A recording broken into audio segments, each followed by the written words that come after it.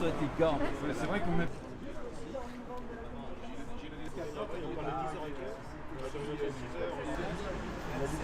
Il y a certains d'Azel, ils ont carrément interdit les réunions entre les professeurs et les parents d'élèves. Pour éviter qu'on parle mal de la réforme. Donc l'action d'aujourd'hui, elle a été en 2 temps finalement. Donc un rassemblement devant l'inspection d'académie afin d'apporter finalement les revendications de tous les collègues à cet endroit-là. Donc on a des panneaux ici avec justement les revendications des collègues qui s'affichent petit à petit dessus. Donc c'était entre midi et 14h, les collègues sont passés, ils ont amené leurs idées, leurs revendications.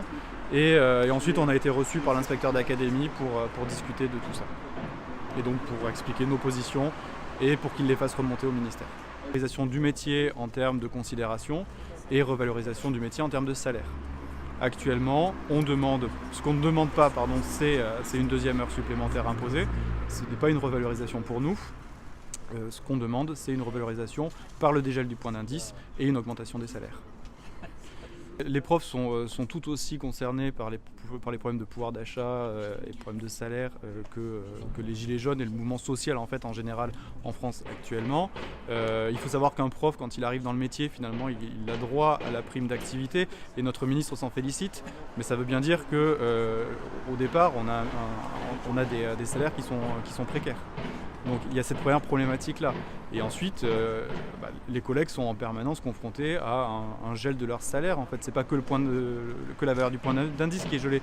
Finalement, on est obligé de monter en échelon pour rester sur le même salaire et sur le même pouvoir d'achat. Enfin, sur le même pouvoir d'achat, pardon.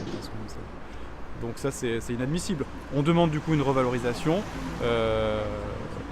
pour nous permettre de respirer un petit peu et de pouvoir assumer notre vie de tous les jours. On est toujours contre cette réforme du lycée, la réforme Blanquer, qui va amener à la localisation, enfin le côté plus local du baccalauréat, avec la problématique qui est que ensuite, en fonction des établissements, on n'aura pas le même diplôme et en tout cas, il n'aura pas le même poids. Donc, qu'est-ce que ça veut dire ensuite dans le supérieur? Potentiellement un classement des établissements, une pondération sur les établissements comme ça peut déjà se faire dans la région parisienne et des élèves qui auront plus facilement accès au supérieur que d'autres. Et ça, pour nous, c'est inadmissible. L'éducation doit rester nationale. On ne peut plus enseigner actuellement à des classes de plus de 25 élèves en collège et plus de 30 élèves en lycée. Ce n'est pas possible de pouvoir les accompagner correctement, chacun individuellement, vers la réussite. Donc on demande aussi une baisse des effectifs dans la classe.